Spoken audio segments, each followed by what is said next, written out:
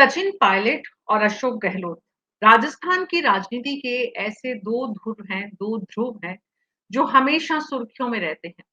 कभी अपने दिए हुए बयानों की वजह से, तो कभी इसलिए कि दोनों के बीच में अलग-अलग तरह की तकरार देखने को मिल रही है। ये कोई 1, 2, 3 दिनों पुरानी, महीनों पुरानी या सालों पुरानी कहानी नहीं है।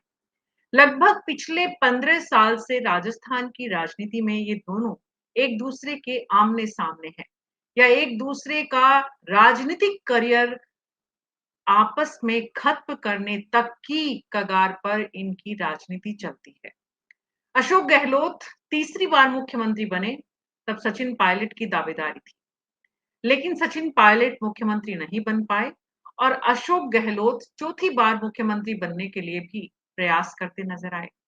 बहरहाल, चौथी बार मुख्यमंत्री अशोक गहलोत को बनने का मौका मिलेगा या नहीं, ये जितना महत्वपूर्ण नहीं है, उतना महत्वपूर्ण ये है कि इन दोनों के बीच ऐसी क्या बात है, ऐसी कौन-सी बात है, जिसकी वजह से ये दोनों एक-दूसरे की प्रति इतनी ज़्यादा मतलब हर बार ऐसा लगता है राजस्थान की कांग्रेस में थोड़ा-सा ठहराव आया है, कि पता चलता है फिर कोई ऐसा बयान आया है, जिसने हड़कंप मचा दिया है। कांग्रेस पार्टी के वर्कर के लिए भी ये बड़ी परेशानी है। दरअसल वर्कर जो है वो बिखरा हुआ है। एक खेमा सचिन पायलट का, एक खेमा अशोक गहलोत का। कांग्रेस के केंद्रीय नेतृत्व ने कोशिश की कि इन दोनों खेमों से अलग एक तीसरा खेमा बनाया जाए और उसको लेकर राहुल गांधी ने अभी हाल ही में किशनगढ़ में जो जिला अध्यक्षों की कार्यशाला हुई, उसमें वीरू और जय की जोड़ी बताकर टीकाराम जूली और डोटासरा को एक तरह का सर्टिफिकेट भी दिया। लेकिन सवाल ये उठ रहा है कि दरअसल राजस्थान कांग्रेस में अशोक गहलोत और सचिन पायलट के बीच में जो कुछ भी चल रहा है, इससे पार्टी को जितना नुकसान हो चुका है, क्या पार्टी इससे आगे भी इसका नुकसान लेने को तैयार है? और क्या इस एक दूसरे को नुकसान पहुंचाने की कोशिश में कांग्रेस पार्टी का जो नुकसान हुआ है वो तो ठीक है, लेकिन इन दोनों का दरअसल कितना नुकसान राजनीतिक करियर के लिहाज से डैमेज कितना हुआ है और आने वाले दिनों में और कितना होगा? हमारे खास मेहमानों के साथ आज इसी पर विस्तार से चर्चा करते हैं। कांग्रेस पार्टी को लग रहा है कि ये विषय नहीं है जिस पर उन्हें प्रवक्ता को भेजना चाहिए, लेकिन आज बीजेपी के लिए खुशी का दिन है। बीजेपी ने रवि पालीवाल जी को भेजा है, प्रवक्ता बीजेपी के हमारे साथ हैं। डॉक्टर मुनेश अरोड़ा वरिष्ठ पत्रकार उदयपुर से, राजीव तिवारी जी जयपुर से और श्याम सुंदर शर्मा जी जयपुर से हमारे साथ हैं। आप सभी का बहुत-बहुत स्वागत है। तो शुरुआत रवि पालीवाल जी आपसे करते हैं। बड़े चेहरे पर मुस्कान है आपके। विषय ऐसा है कि जितनी खिंचाई कांग्रेस पार्टी की कर दें उतना कम है। तो रवि पालीवाल जी, दरअसल कांग्रेस पार्टी की ये जो लड़ाई है, आप जब सत्तारूढ़ दल के रूप में देखते हैं, पहले जब अशोक गहलोत जी की सरकार थी तो आप विपक्ष में रहकर भी जब देखते थे, आपको दरअसल समझ में क्या आता है? इन दोनों के बीच में क्या है? देखिए मीना जी बहुत स्पष्ट है। कोई बहुत ज्यादा इसमें बताने की आवश्यकता नहीं है। दोनों लोग बहुत अति महत्वाकांक्षी हैं। दोनों को कुर्सी चाहिए। दोनों सीएम बनना चाहते हैं और यही एकमात्र वजह इन दोनों के है। वर्चस्व की लड़ाई दोनों के बीच में है और इस वर्चस्व की लड़ाई, कुर्सी की लड़ाई, सत्ता की लड़ाई में इन्होंने अपने आप को, अपनी भाषा को इतना गिरा लिया, अपने स्तर को इतना गिरा लिया एक दूसरे के ऊपर। ये कहें कि विपक्ष वाले भी इस तरीके की भाषा का प्रयोग नहीं करते जैसा इन्होंने एक दूसरे के लिए किया है। हालांकि पायलट साहब की तरफ से बहुत ज्यादा बयानबाजी नहीं आई, लेकिन गहलोत साहब ने कोई कसर नहीं छोड़ी। उन्होंने निकम्मा, नकारा, पीठ में छुरा भोंकने वाला, गद्दार और पता नहीं क्या क्या क्या कहा। ये सारी चीजें जो कहीं उसके पीछे केवल मैं समझता हूँ मोटा सा, वो यही है कि कुर्सी की लड़ाई है। मैं सीएम रहूं, मेरा ही वर्चस्व रहे, कोई दूसरा आए नहीं मेरे आगे पीछे, मैं ही सर्वे सर्वा रहूं। ये एक वर्चस्व की लड़ाई इन दोनों के बीच की है, जिसमें पिछले 5 साल जब इनकी सरकार थी तो राजस्थान की जनता को बहुत इन्होंने कुछ नहीं दिया। केवल एक व्यक्ति कुर्सी बचाने में, दूसरा व्यक्ति कुर्सी हथियाने में, और बाकी के जो एमएलए थे वो 10-10 करोड़ रुपए लेने में लगे रहे। ये मैं नहीं कह रहा, इनके काबिलाना मंत्री जो उस समय के रहे थे रमेश मीणा, उनका भी हालिया में एक स्टेटमेंट आया है, वो आपने देखा होगा। तो 5 साल इन्होंने, एक ने कुर्सी बचाने में, एक ने कुर्सी हथियाने में, और बाकी एमएलए ने पैसा कमाने में। किसी को 10 करोड़ मिला, किसी को कितना मिला। और यहाँ तक कि अशोक गहलोत जी ने अपने कार्यकाल में जितने भी एमएलए थे, उनको पूर्ण रूपेण फ्री हैंड कर रखा था। ऐसा कहा जाता था कि वो एमएलए अपने क्षेत्र का सीएम वही एमएलए है, मतलब उन्हें पूर्ण रूपेण स्वतंत्र कर रखा था। वो भी कारण था केवल इन दोनों के बीच की लड़ाई का। गहलोत जी चाहते थे कि एमएलएज को मैं पकड़ के चलूं, या एमएलएज को मेरे कंट्रोल में रख करके चलूं, और इसीलिए एमएलए को फुल जो फ्री हैंड दे रखा था, जिसके आड़ में बहुत भ्रष्टाचार भी हुआ, और बहुत सारी चीजें जो नकारात्मक चीजें भी हुई। तो बहुत ज्यादा चीजें है नहीं, केवल दोनों के वर्चस्व की लड़ाई, आपकी कुर्सी की सारी लड़ाई। बातचीत का केंद्र बिंदु ये है कि दोनों सीएम बनना चाहते हैं, दोनों के वर्चस्व की पार्टी में बस झगड़ा है ये। डॉक्टर जी मुनीश जी। अरोड़ा, ये सिर्फ सीएम बनने की होड़ है या इसके पीछे कुछ और बहुत बड़ी वजह है कि ये दोनों कभी एक हो ही नहीं पाए? दोनों के बीच में ऐसा कौन सा पेच फंसा हुआ है कि दोनों इस तरह एक दूसरे की राजनीतिक, मतलब असली शब्द तो राजनीतिक हत्या है। बिल्कुल मीना जी, बात तो सही कह रही हैं। सिर्फ एक सर्वोच्च की लड़ाई है कि मैं सर्वसर्वा हूँ राजस्थान का। ये जो एक शब्द है ना, वो ही सबसे बड़ा कारण है। दोनों ये चाहते हैं कि वो राजस्थान के सर्वसर्वा बन के रहे, चाहे अशोक गहलोत हो, चाहे सचिन पायलट हो। और मीना जी, जो आज से आपने बात शुरू की, वो सबसे इम्पोर्टेंट बात है। जब शेर और बकरी एक घाट पे पानी पिए ना, तो समझ लेना कोई ना कोई मजबूरी है। अभी अशोक गहलोत का एक बयान आया, सचिन पायलट मेरे बेटे वैभव जैसे हैं, मैं उनको उतना ही प्यार करता हूँ। आपने सुना होगा, सचिन ने भी ये बात की। ऐसा क्यों? तो वो भी आपने उत्तर दिया था, जय वीरों की जोड़ी, जिसके लिए राहुल गांधी ने कहा कि पीसीसी अध्यक्ष और विधानसभा अध्यक्ष मिलकर इस तरह से राजस्थान में काम कर रहे हैं कि वो देश के लिए एक नजीर है, देश में अन्य राज्यों की पार्टी के लिए नजीर है। क्या अर्थ है इनके दोनों? यही अर्थ है कि इन दोनों के लिए घंटी बज चुकी है, चाहे अशोक गहलोत हो चाहे सचिन पायलट हो। पार्टी बहुत लंबे समय तक इस तरह के हालातों के साथ नहीं चल सकती, और दिल्ली इस चीज को देख रही है। इतनी बड़ी सत्ता खोने के बाद भी कांग्रेस ने कोई सबक नहीं लिया। अभी कुछ दिन पहले सचिन पायलट, अशोक जी का बयान आया कि मैं तो कांग्रेस का जो सर्वोच्च पद है, राष्ट्रीय अध्यक्ष का, वो लेने को तैयार था, मगर मुझे मजबूर किया गया। और ये फैलाया गया कि मैं मुख्यमंत्री बना रहना चाहता था, या मुख्यमंत्री के मुंह की वजह से मैंने नहीं।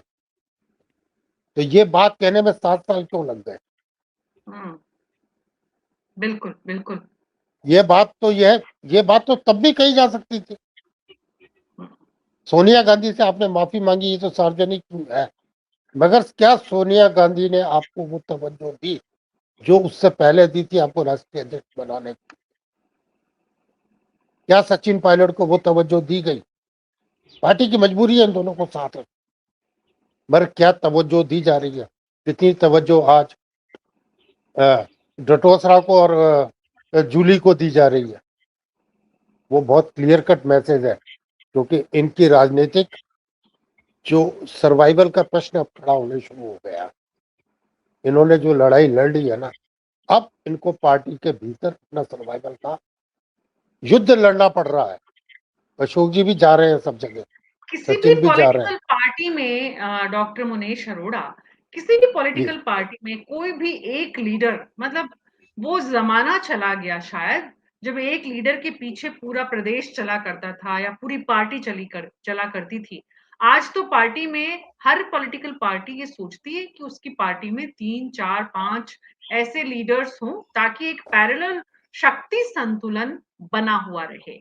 आज की जी तारीख में कांग्रेस पार्टी में जो शक्ति संतुलन का संदेश डोटासरा और जूली के माध्यम से राहुल गांधी ने दिया है, श्याम जी सुंदर शर्मा जी, क्या आपको लगता है कि अब सचिन पायलट के लिए रास्ते बचे हैं? और जिस तरह की वो बयानबाजी दे रहे हैं, ये उनका नुकसान करेगी या फायदा? लेकिन राहुल गांधी है क्या कांग्रेस में? वो तो सीएलपी के लीडर हैं, वो तो लोकसभा में प्रतिपक्ष के नेता हैं। अगर राष्ट्रीय अध्यक्ष होते, वो कहते तो थोड़ा मायने रखता। इसका मतलब राष्ट्रीय अध्यक्ष की वैल्यू जो अशोक गहलोत समझते हैं वो है। तो ऐसी स्थिति में देखिए मीना जी, मैं बार बार कह रहा हूँ, अभी मैं रवि पालीवाल जी को सुन रहा था, 10-10 करोड़। अब आप ही बता दो दिए थे क्या? अगर बीजेपी तय कर दे कि हमने दिए थे तो मैं मान लूंगा। अब गजेंद्र सिंह शेखावत तो इसको फर्जी चीज मानते हैं सारी की सारी। गजेंद्र सिंह शेखावत और आपके अशोक गहलोत के बीच में आपसी किस तरह का, पहले तो बेटे को हराने का श्रेय जाता ही है गजेंद्र सिंह शेखावत को, और फिर आपने टेलीफोन टेपिंग वाला मामला आज भी, जो अब तो खत्म ही हो गया, क्योंकि कह रहे थे जब मामला ही खत्म हो गया तो फिर अब किस बात की बात है। तो देखिए निश्चित तौर पे जिस प्रकार से सचिन पायलट और अशोक गहलोत के बीच में एक तो एज का तो गैप है, इसलिए सचिन पायलट बड़े तरीके से आजकल बयानबाजी कर रहे हैं। वो गुस्सा नहीं हो रहे, वही कह रहे हैं कि भाई वैभव गहलोत को जितना प्यार करते हैं उतना मुझको करते हैं, तो नहीं, मजबूरी में अशोक गहलोत। श्याम जी ये बताइए, जनता ये जानना चाहती है कि अशोक गहलोत ने इस समय को क्यों चुना सितंबर एपिसोड का जवाब देने के लिए? अब देखिएगा कि मैं कह सकता हूँ कि शशिकांत शर्मा, पहले भी मैं कह रहा था, जो इनका प्रेस का काम देखते थे आजकल वापस इनके पास आ गए हैं। तो गोपनीय सूचना के आधार पर यह है तय कि सचिन पायलट को बड़ी जिम्मेदारी देने की तैयारी चल रही है दिल्ली में। तो अशोक गहलोत को लग रहा है कि यदि वापस से जिस प्रकार से पहले प्रदेश अध्यक्ष बने और फिर वापस सचिन पायलट प्रदेश अध्यक्ष बन गए, तो टिकट देने का अधिकार बहुत कुछ किसके पास होता है ये आपको भी पता है। अब अशोक गहलोत 75 साल की उम्र में जो 3 बार प्रदेश अध्यक्ष रहे, 3 बार मुख्यमंत्री रहे, और पता नहीं किस किस पदों पर रहने के बाद भी अब उन्हें बेपद रखा जा रहा है। 2.5 साल से कोई पद नहीं है, कोई जिम्मेदारी नहीं दी जा रही है। तो दिल में दर्द तो होता है कि मैं जब इतना बड़ा था और राष्ट्रीय अध्यक्ष बनाने की बात हो रही थी, मुझे मेरा नाम पुकारा जा रहा था, आज मुझे बेदल क्यों कर दिया गया। पार्टी के कार्यक्रमों में जाकर के पूर्व मुख्यमंत्री के नाते जाते हैं वो, बाकी तो कोई पूछता नहीं है। तो इसलिए निश्चित तौर पर जिस तरह का वातावरण कांग्रेस कायम है, और कहते हैं कि खड़गे साहब ने अभी हाल ही में बैठक ली थी दिल्ली में, तो गोविंद सिंह डोटासरा की जो कसीदे पढ़ रहे थे आप, पालीवाल जी भी पढ़ रहे थे, और मुकेश जी क्या मनीष अरोड़ा जी पढ़ रहे थे, लेकिन उनको डांट पड़ी है कि आप आपस में समन्वय नहीं रखते हो। और ये बात देखिएगा कि कोटा से आते हैं कांति तिवारी, उन्होंने कहा हम सचिन पायलट के समर्थक है, तो उनको साइडलाइन कर दिया। जाति विशेष के लोगों को ध्यान दिया जा रहा है।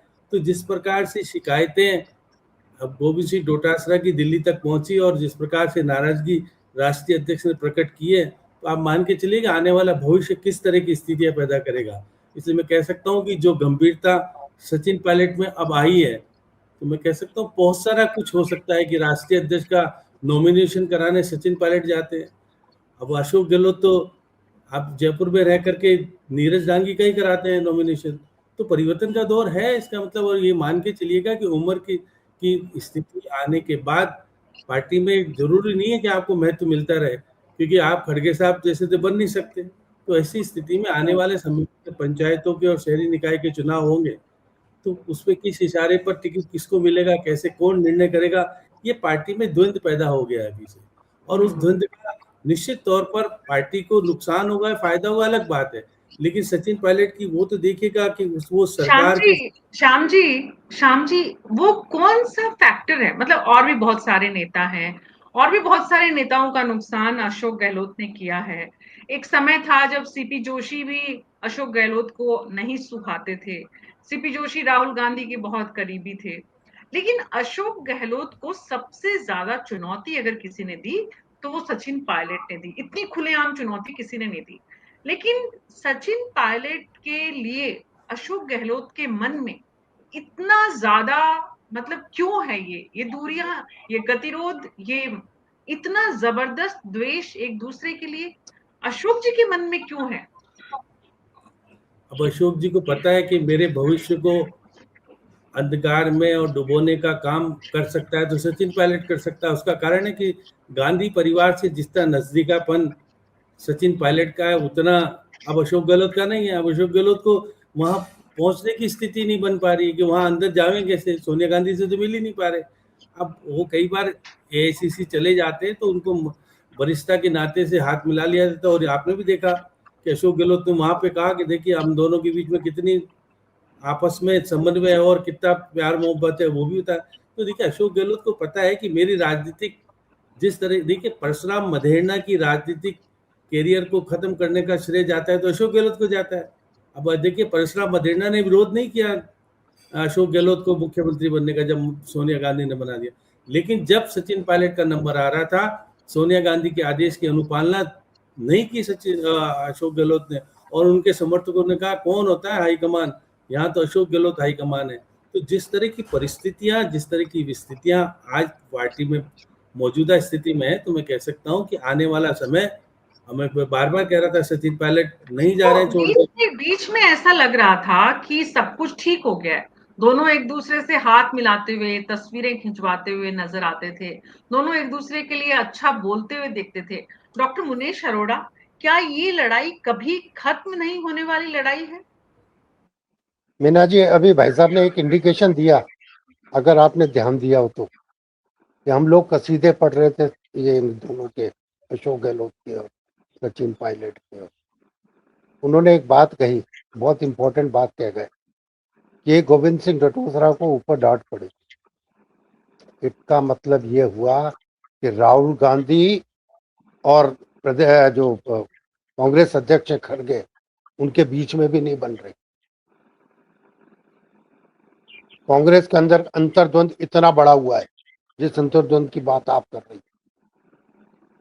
एक आदमी जो राहुल गांधी है वो अपने आप में सर्वा पार्टी का कहलाता है, पूरा घूमता। कहीं खड़गे बिहार घूमने नहीं गए थे, राहुल गांधी घूमा था। कन्याकुमारी से कश्मीर यात्रा राहुल गांधी ने निकाली थी, खड़गे ने नहीं निकाली थी। गांधी परिवार को माइनस करके क्या कांग्रेस जिंदा रह सकती है? राहुल गांधी को माइनस करके सवाल ही पैदा नहीं। अगर राहुल गांधी राजस्थान में ये कह के जाते हैं कि गोविंद सिंह डटोसरा अच्छा काम कर रही है, नजीर है, और वहीं उसको डांट पड़ती है, इसका मतलब ये है कि राजनीतिक रूप से वहां कुछ ना कुछ अंतर्द्वंद चल रहा है। और यही चीज मैं पहले भी कहना चाह रहा था कि अशोक गहलोत के लिए कहीं सेंट्रल में कोई जगह ना बन जाए और सचिन पायलट के लिए यहाँ जगह ना बन जाए राजस्थान में। जो भाई साहब ने कहा, ये अंतर्द्वंद समय बताएगा।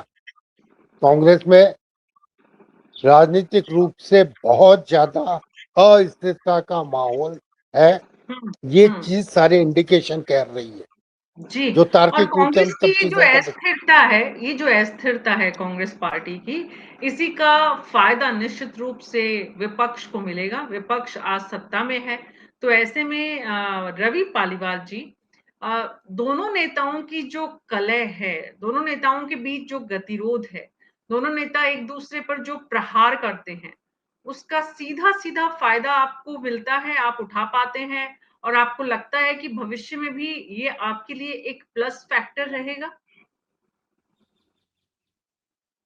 देखिए, ये तो निश्चित है कि जब विपक्ष बिखरा हुआ हो, टूटा हुआ हो और विपक्ष पूर्ण रूपेण अस्थिर हो, जब विपक्ष का कोई बड़ा नेता ना हो, विपक्ष एकजुट ना हो, तो निश्चित तौर पर हमें तो फायदा मिलना ही है। लेकिन हम फिर भी हमारी मजबूती, हमारी स्थिरता, हम इनके ऊपर डिपेंड रखना नहीं चाहते। हमारी एक बहुत बड़ी टीम है, हमारा एक बहुत बड़ा संगठन है, बूथ स्तर तक हम लोग काम करते हैं, और अब तो बूथ स्तर से नीचे भी हम लोग काम करने लगे हैं, पन्ना प्रमुख तक हम लोग काम करने लगे हैं। तो हम सरकार बनाए अगली बार, हम इस चीज पर नहीं देखेंगे कि विपक्ष क्या कर रहा है या ये लोग आपस में लड़ रहे हैं नहीं लड़ रहे हैं, इनका काम है लड़ना। हम इनके लड़ने से सरकार बनाना नहीं देखेंगे, हम हमारी मेहनत से सरकार बनाने का सोचेंगे। हमारे बूथ स्तर तक, मंडल स्तर तक, ये कहें कि पन्ना प्रमुख तक हमने जो हमारा संगठन तैयार किया है उसकी मेहनत के भरोसे हम सरकार बनाएंगे। ये निश्चित तौर पर है। अभी भाई साहब ने, डॉक्टर अरोड़ा जी ने कहा, आप बहुत सीनियर विश्लेषक हैं, आपने कहा ये निश्चित है कि केवल राजस्थान में आपको कांग्रेस में फूट दिखाई नहीं देगी, वो फूट आपको कांग्रेस में सेंट्रल में भी दिखाई देगी, केंद्र में भी आपको, जहां इनका केंद्रीय नेतृत्व है इनका, वहां भी ये पूर्ण रूप में टूटे हैं, एकजुट नहीं है। और केवल ये सब होता क्यों है मैडम, मैं इसके पीछे एक चीज आपको और बता दूं। ये सब इसलिए होता है कि जहां नेशन फर्स्ट की भावना नहीं होती, जहां केवल मैं प्रथम, ये भावना जहां होती है, वहीं इस तरीके की चीजें निकल करके आती है। कांग्रेस में हर व्यक्ति सीएम बनना चाहता है, हर व्यक्ति अपना फायदा देखना चाहता है, पहले मैं, उसके बाद पार्टी और उसके बाद फिर देश। तो निश्चित तौर पर ये कभी गहलोत साहब और पायलट साहब एकजुट हो नहीं सकते। इनके मन, इनके विचार, इनके कर्म कभी समान हो नहीं सकते। और जब तक मन, कर्म और विचार से हम एक नहीं होंगे, तब तक हम साथ बैठ नहीं सकते, दोनों साथ रह नहीं सकते। ये निश्चित तौर पर ऐसे ही जैसे लड़ते आए हैं, देखिए इनकी लड़ाई कोई कम समय की नहीं है मैडम। मैं निवेदन करना चाहूंगा। रवि पालीवाल जी, आपने बिल्कुल सही कहा, बहुत भी लड़ाई है। आपके आसपास बड़ी अच्छी चिड़ियाओं की आवाज आ रही है, लेकिन आप प्लीज अपना ऑडियो बंद कर लीजिए। बड़ा अच्छा लग रहा है, लेकिन कार्यक्रम में थोड़ी सी उससे बाधा आती है। श्याम सुंदर शर्मा जी, मैं आपके पास आ रही हूँ। श्याम जी, आज के 10 साल पहले जब ये जंग शुरू हुई थी, 12 साल या 15 साल पहले, इसका कारण सिर्फ और सिर्फ सत्ता, कुर्सी, मुख्यमंत्री, राजस्थान की राजनीति में वर्चस्व है, या इसके अलावा कुछ और भी है? मीना जी, बार बार कांग्रेस संगठन को तोड़ने का, छिन्न-भिन्न करने का श्रेय जाता है अशोक गहलोत को। अब जिस प्रकार से आपने देखा क्या कि मानेसर हुआ, उसके बाद कांग्रेस संगठन पूरी तरीके से खत्म कर दिया गया था। खत्म क्यों कर दिया गया था कि अब सचिन पायलट तो चाह रहे हैं, सचिन पायलट की स्थिति तो हो गई खत्म, क्योंकि उस वक्त तो अशोक गहलोत की वर्चस्व था। और जिस प्रकार का आपने भी देखा था प्रेस कॉन्फ्रेंस में, किस तरह की बातें हो रही थी कि अब तो मैं ही करूंगा जो कुछ करूंगा। उसी का परिणाम है कि डोटासरा जी प्रदेश अध्यक्ष बन गए थे उस वक्त। और बार बार बात आ रही है कि सचिन पायलट और इनके बीच में समन्वय कैसे हो सकता है। आपने कोई भी चुनाव देखा जिसमें अशोक गहलोत और सचिन पायलट एक मंच से बोल रहे हो कि कांग्रेस एक है, हम दोनों भी एक हैं? ये कहीं सुना आपने? नहीं सुना, अभी भी नहीं सुना।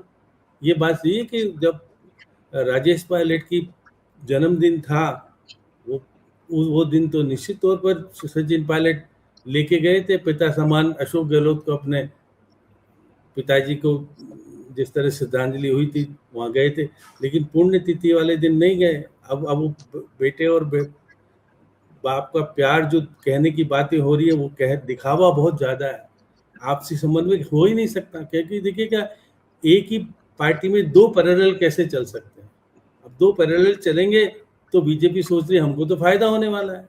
अब देखिएगा, अब मैं कह रहा हूँ मदन राठौड़ को क्या प्यार आ रहा है सचिन पायलट से। अब मैं ये कह रहा हूँ कि जिस प्रकार से आपने भी देखा कोर्ट में किस प्रकार से राजेंद्र राठौड़ ने केस लड़ा और खुद एडवोकेट बन के गए थे प्रतिपक्ष के नेता होने के बावजूद भी, और राजेंद्र राठौड़ को क्या मिला ये तो आपको ही पता है सारी। तो ये निश्चित तौर पर आने वाला समय कांग्रेस में बहुत बड़े बदलाव के संकेत मिल रहे हैं। अब कितने दिन में किस तरह का बदलाव होगा ये अभी थोड़ा इंतजार करने की जरूरत है। लेकिन ये बात सही है कि लोगों ने कहना शुरू कर दिया। आप देखिए, अभी जब पुण्यतिथि हो रही थी, रमेश मीणा की जो बात कर रहे थे, रमेश मीणा ने कहा कि हमको जो कह रहे हो कि 10-10 करोड़ दिए थे, नार्को टेस्ट हमारा भी करा लो और फिर साथ में अशोक जी का भी करा लो। तो निश्चित तौर पर जिस प्रकार का माहौल आज कांग्रेस में कायम है, बहुत सारे फंक्शनों में सचिन पायलट जाते हैं तो अशोक गहलोत गायब हो जाते हैं, और अशोक गहलोत जाते हैं तो सचिन पायलट नहीं जाते। तो आज भी कसमकश की स्थिति है। लेकिन गोविंद सिंह डोटासरा ने सचिन पायलट में पक्ष लेना शुरू कर दिया। उसको लगा कि भविष्य में फैसला हो सकता है, तो कह रहे कि सचिन पायलट ने 21 से 99 तक पहुंचाया था, पार्टी का संगठन मजबूत था उस वक्त। इसका मतलब ये कह रहे थे मेरे कहने से मेरे टाइम में मजबूत नहीं था इतना, जितना कि सचिन पायलट ने प्रदेश में संगठन को मजबूत करके 21 से 99 तक पहुंचाने का श्रेय जाता है तो अशोक गहलोत को नहीं जाता है। सचिन पायलट और अशोक गहलोत को तो पार्टी के कई कैंडिडेटों को हराने का श्रेय जरूर जाता है, कि जिस प्रकार से कहते हैं कि अशोक जी जाकर के जिताने का काम नहीं, वो किसको हराने का काम करके आ जाते हैं। अगर वो हराने का काम नहीं करते, 13 लोग जो बाद में अशोक गहलोत की गोद में जाकर बैठे और कुछ तो मंत्री बने, अगर ये काम नहीं होता तो फिर सचिन पायलट मुख्यमंत्री आराम से बन जाता, क्योंकि बहुमत वाली सरकार में कोई भी मुख्यमंत्री बन सकता है और अधूरी वाली और अल्पमत की सरकार लेकिन उसके बाद भी आला कमान ने अशोक गहलोत पर ज्यादा भरोसा किया। पिछले कुछ दिनों में ऐसा लग रहा था कि दोनों के बीच में सब कुछ ठीक हो गया है, लेकिन उसके बाद वापस विस्फोटक जैसा हुआ डॉक्टर मुनेश अरोड़ा। तो जो बीच में ठीक लग रहा था वो क्या था? मीना जी, मैंने जहां से शुरुआत की थी कि ठीक लगना मजबूरी है, ये दिखावा चलता रहेगा और अभी आगे चलेगा, 2.5 साल और चलेगा। और हो सकता है मीना जी कि ये जो इलेक्शन आएगा विधानसभा का, वो भी मिलके लड़ा जाए। असली खेल तो जब आएगा जब कुर्सी का समय आएगा, मुख्यमंत्री कौन, उस समय असली खेल आएगा। क्योंकि ये जो लड़ाई है ना, वो मुख्यमंत्री की कुर्सी की है। अगर अशोक गहलोत को सेंट्रल में एडजस्ट कर दिया गया बहुत अच्छी जगह पे, तो ये संभावना कम है, क्योंकि जब तक डटोसरा और जूली का पैनल चल रहा है, इन दोनों के लिए खतरा बना हुआ है। और अब कांग्रेस इस कंडीशन में नहीं बची मीना जी कि आगे और लंबे समय तक इनके झगड़े झेल सके। ये सर्वनाश कर देंगे, पूरी सत्ता खो दी इन्होंने झगड़े के अंदर। अब कांग्रेस ये सोच रही है कि जरूर इन दोनों को इस तरह से एडजस्ट किया जाए जिससे कांग्रेस आगे बढ़े। राहुल गांधी या प्रियंका गांधी दोनों इस मामले में बहुत विचार कर रहे हैं कि किसी तरह से कांग्रेस को रिवाइव किया जाए।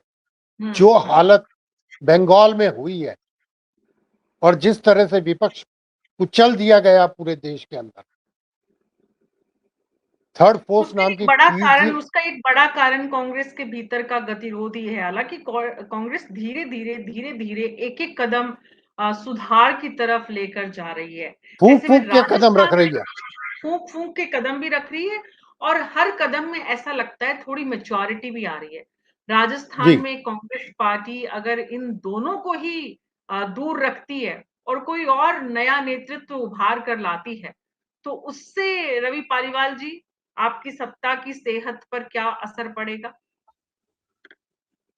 देखिए मीना जी, मैंने पहले भी आपको आग्रह किया था, हमारा काम वर्किंग स्टाइल कुछ अलग तरीके का है। हम इस भरोसे में बैठने वाले नहीं है कि विपक्ष लड़े और विपक्ष के लड़ने से हमें फायदा मिले। ये ठीक बात है कि विपक्ष की टूट से, विपक्ष के लड़ने से, झगड़ने से, उनके विपक्ष के तार-तार होने से कहीं ना कहीं हमें फायदा है, लेकिन हम हमारे संगठन के बूते पर चुनाव लड़ेंगे। हमारे संगठन के बूते पर हम संगठन की मजबूती के भरोसे, हमारे कार्यकर्ताओं के भरोसे हम चुनाव लड़ेंगे और दोबारा सत्ता में आएंगे। हम कांग्रेस क्या कर रही है, क्या नहीं कर रही, इस पर कोई बहुत ज्यादा फोकस नहीं करते हैं। ये कन्फर्म है। मैं ये तो आपको और आपके माध्यम से आपके दर्शकों को, चैनल के दर्शकों को मैं ये आग्रह कर देना चाहता हूं कि गहलोत साहब कभी भी किसी युवा को आगे नहीं आने देंगे जी। आप देखिए 2014 में जब 21 जनवरी 2014 को सचिन पायलट साहब को जब अध्यक्ष बनाया गया राजस्थान कांग्रेस का, उस समय कांग्रेस की सीटें 21 पर थी। सचिन पायलट साहब पूरे लंबे समय तक उन्होंने कार्यकाल किया, 6 वर्ष और 6 माह का उनका कार्यकाल रहा, और मैं समझता हूं शायद 14 जुलाई 2020 तक वो अध्यक्ष रहे। इस दौरान उन्होंने कड़ी मेहनत की और उनके मेहनत के भरोसे कहीं सरकार भी बनी, लेकिन उसके बावजूद भी जब सत्ता की बात आई तो मेहनत पायलट ने की, लेकिन सीएम की कुर्सी गहलोत को दे दी गई। ये निश्चित तौर पर क्या है, अभी भी ऐसा ही होगा। पायलट साहब को केवल मोहरा बनाएंगे, ये देंगे कुछ भी नहीं, और पायलट साहब के अलावा किसी भी युवा को या किसी भी अन्य को कुछ नहीं देंगे। कांग्रेस आला कमान सचिन पायलट को कुछ नहीं दे दे, ये मेक श्योर करने का काम अशोक गहलोत कर रहे हैं। अब आलाकमान को सोच रहे हैं कि उन्हें इस लड़ाई को इस तरीके से रोकना है कि किसी तीसरी ताकत को लाएं, या फिर सचिन पायलट को सामने लाकर अशोक गहलोत को बताना है कि भाई आपने खूब कर लिया। ये कांग्रेस पार्टी का केंद्रीय नेतृत्व किस तरह से तय करेगा, उससे राजस्थान नीरज कांग्रेस जी, की एक बात दिशा मैं इसमें आने कहना वाले चाह रहा हूँ। दिनों में तय होगी। जी श्याम जी। अब देखिएगा कि अगर कर्नाटक में बदलाव की स्थिति आ सकती है और जहां बुजुर्ग को हटा करके युवा को ला करके शिव कुमार को लाया जा सकता है, ये निर्णय निश्चित तौर पर केरल में वेणुगोपाल की जगह जिस प्रकार से नए व्यक्ति को बनाया, तो ये दौर अब राहुल गांधी वाला दौर शुरू हो गया है। तो अब ये कहना कि भाई सचिन पायलट के पक्ष में कोई माहौल ही नहीं बनेगा और कुछ होगा ही नहीं, तो नहीं नहीं देखिएगा नहीं, बार बार सचिन बीजेपी तो पायलट चाहती के है। पक्ष में माहौल तो आज से 15 साल पहले भी था, ऐसा नहीं है श्याम जी। तो केंद्रीय मेरी आप कैबिनेट में मतलब मंत्री पूर्ण थे वो, बहुमत वाली राहुल सरकार नहीं गांधी ला के पाए करीबी ना लोग हुए थे। मुद्दा तो ये मीना है कि जी। राजस्थान मैं मैं राजस्थान में मैं, उन्हें मैं कह रहा मौका हूँ, मिलेगा। मैं वो कह रहे हैं कि पूर्ण बहुमत वाली सरकार ला पाने में सक्षम नहीं हुए सचिन पायलट। वो अशोक हम्म। गहलोत ने बनाने नहीं दी पूरी तरीके से सरकार, क्योंकि 13 लोग बाद में जो जीत के उनके तो समर्थक आलाकमान आए तो क्या वो इस सारे। बार ये सोचेगा कि एक बार फिर से अगर सचिन पायलट को जिम्मेदारी देंगे और अशोक गहलोत रोड़ा अटकाए, तो इससे अच्छा है किसी और को मौका दें? ये भी अप्रोच हो सकती है श्याम जी। अब देखिए, मेरा कहने का मतलब और को अप्रोच देने की स्थिति इसलिए नहीं बन रही कि जातिगत आधार पर जिस तरह का माहौल जिसके पक्ष में है। अब सचिन पायलट 5 साल 6 साल पहले चला चुके हैं कांग्रेस को, तो अब नए व्यक्ति को ला करके गोविंद सिंह डोटासरा को 2.5 साल तक इन्होंने कुछ करने ही नहीं दिया था। तो ऐसी स्थिति में एक बार तो विश्वास फिर सचिन पायलट के पक्ष में दिखाए जाने की जरूरत दिखती है मुझे। और वो उसका परिणाम जी चाहे देख, आज तो सत्ता आई नहीं है जो मुख्यमंत्री की लड़ाई हो, उस सत्ता को लाने के लिए संघर्ष करने के लिए कैसे व्यक्ति की जरूरत है वो जो ढूंढ रही है कांग्रेस। अब ये तो है नहीं कि सत्ता आ गई और बांटना हो गया, आप ये ले लो आप वो ले लो। आज तो संघर्ष करके उस स्थिति में कांग्रेस को ला पाएगा नहीं ला पाएगा, जब भी तो प्रतिपक्ष आराम से खुश होता है कि सचिन पायलट आ गया तो तो ये संघर्ष ज्यादा केंद्रीय हो जाएगा। नेतृत्व का बड़ा बोल्ड फैसला होगा, जिसमें उन्हें ये तय में आने के लिए किसको मजबूत करना है। वो सचिन पायलट को मजबूत करती है या किसी और पर भरोसा जताती है, या फिर डोटासरा को ही कंटिन्यू करती है, ये हम देखेंगे। लेकिन मुद्दे की बात ये है कि अशोक गहलोत और सचिन पायलट के बीच में ये जंग जो है वो खत्म होने वाली नहीं है। आप सबका बहुत बहुत शुक्रिया इस चर्चा में शामिल होने के लिए। अलग अलग स्वरूप में, अलग अलग रूप में सचिन पायलट और अशोक गहलोत एक दूसरे के सामने इसी तरह से अगर आते रहे, तो कांग्रेस पार्टी को जो नुकसान हो रहा है उसकी भरपाई आलाकमान कैसे करेगा? कठोर फैसला लेगा या फिर मध्यम मार्ग अपनाएगा और सचिन और अशोक गहलोत दोनों की जगह किसी तीसरे को ये जिम्मेदारी दे दी जाएगी? देखना होगा, आने वाले दिनों में नजर हमारी बनी रहेगी। सचिन पायलट की मेहनत का क्या होगा, उसका परिणाम उन्हें मिलेगा कि नहीं, ये हम देखेंगे। लेकिन इन दोनों की लड़ाई का नुकसान कांग्रेस पार्टी को और प्रदेश को जो हो रहा है, उसकी भरपाई कैसे होगी, ये भी दोनों जरूर सोचे। न्यूज 24 के दर्शक क्या सोचते हैं? सचिन पायलट को एक बार फिर से प्रदेश अध्यक्ष बना देना चाहिए, डोटासरा की जगह उन्हें जिम्मेदारी दी जा सकती है,